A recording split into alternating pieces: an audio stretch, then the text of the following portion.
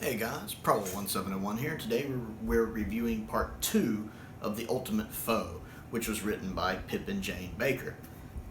Now this was originally supposed to be written by Robert Holmes, and he sadly passed away after completing part 1. And of course there's that big falling out with Eric Sayward and J&T that happened here with Eric leaving.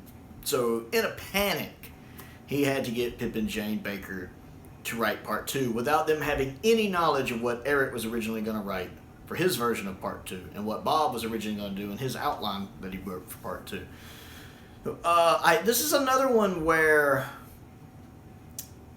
I think Pip and Jane Baker as a whole get a lot of flack when 2 out of their 3 stories, a lot of things happen that are beyond their control, including this one. They had 3 days to write this story, 3 days, and they had to write it, kind of just on the fly, really fast. 3 days, without any knowledge of how it was supposed to have resolved. They only had the part 1 script to go by.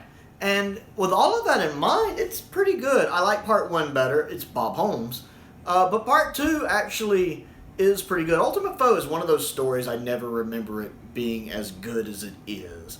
It's one of those ones like I always rank on the lower end of Colin's stuff. But then I watch it and I'm like, this is better than I remember. Part 2 doesn't hold up to part 1. But I still like it. The dialogue is fine. Yes, the Bakers use a lot of wordy dialogue and intelligent sounding dialogue. But I can follow it. It's never bothered me like it does some people. I'm fine with it. The bit on the beach with him kind of rising up out of the sand is a little weird.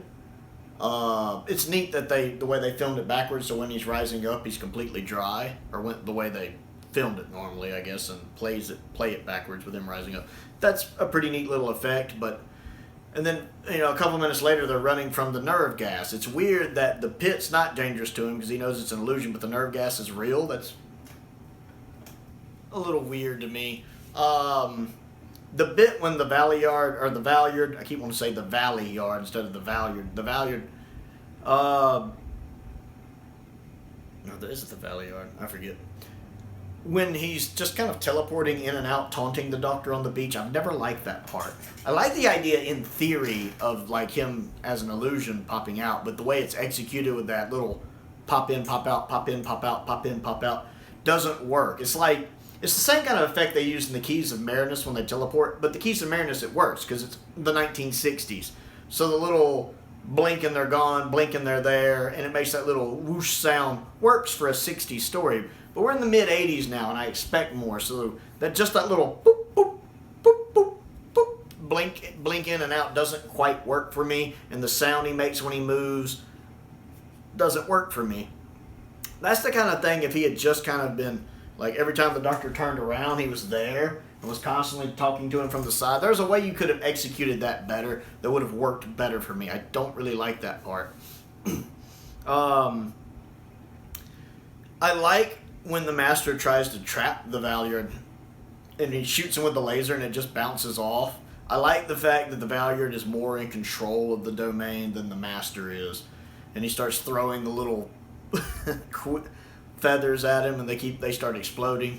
That's a pretty cool little scene. I like Michael Jason's laugh. He does a really good job as the Valyard. He really, really does. Just playing that character again, just his voice and that gaze, that look he has, just that, some actors can do a lot just with their face. I mean, he can do a lot just by staring at you. It works. But he has this really wicked laugh, too. His laugh in that, in both part 1 and part 2. Really, really good. I really like his laugh. Story has Mel in it.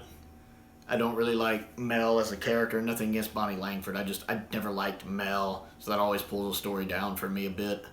I think it's funny when she gets tripped by the key keeper. And then the second time when he tries it, she grabs... I don't know. It's a little silly. I mean, it's funny, but it's bad funny.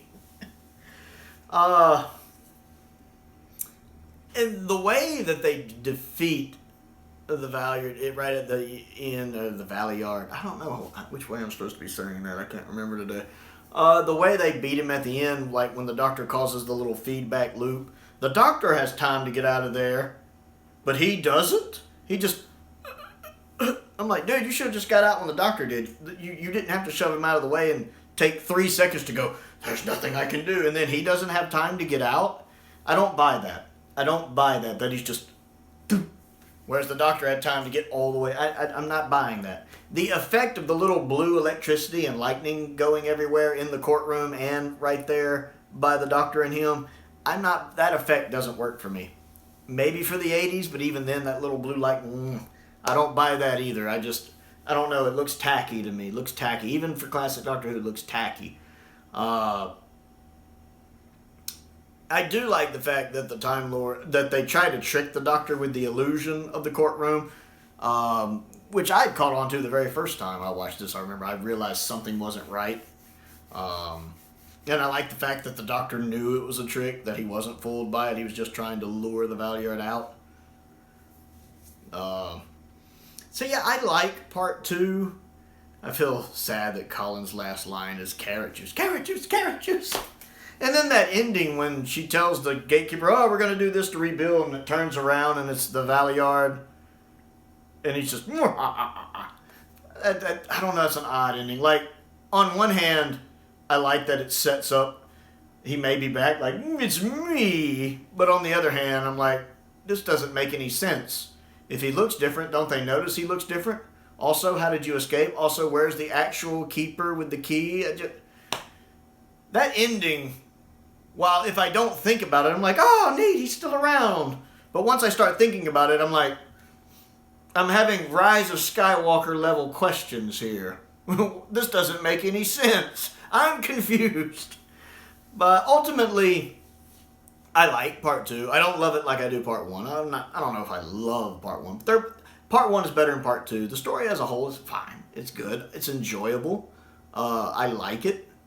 I'm not quite sure where I'd rank it, because I don't just dislike a lot of Colin's stories. I think Colin's era, much like Sylvester's era, is vastly underrated as a whole.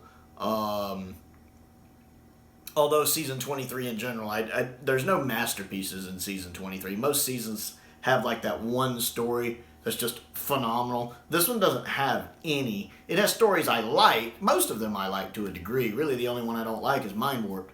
But it doesn't have any masterpieces. Like, Ultimate Foe isn't a masterpiece by any stretch of the imagination. But it's good and I find it enjoyable. So that's my thoughts on it. So, The Ultimate Foe Part 2. What do you think of it? Comment down below and let me know. Other things to do, click the like button and the subscribe button and the bell for notifications so you never miss out on another video. Excuse me. I also have a Patreon if you would like to support me that way. There's a link to that down in the description below. I have several different tiers to choose from, which I've updated recently if you haven't checked that out. I also have a P.O. box if there's anything you would like to send me, as well as a link to my Amazon wish list, which I update regularly. Most importantly, though, thank you for watching.